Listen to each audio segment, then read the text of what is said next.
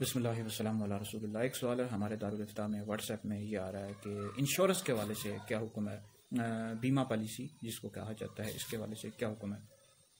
تو یاد رکھیں، انشورنس کرنا یا کروانا یہ ناجائز ہے، اس کی ہرگز بھی اجازت نہیں ہے۔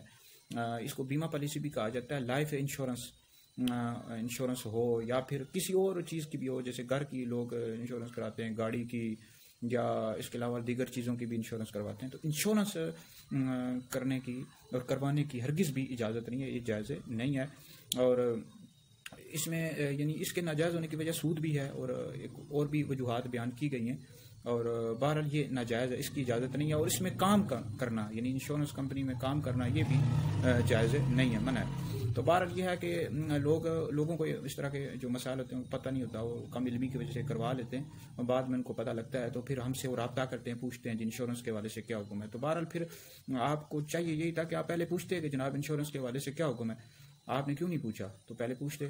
تو بہرحال اگر آپ کو نہیں پتہ تھا، آپ پتہ لگا، تو بہرحال آپ اس کو آپ ختم کروائیں، کیونکہ اجازت نہیں ہے، یہ جائز ہی نہیں ہے۔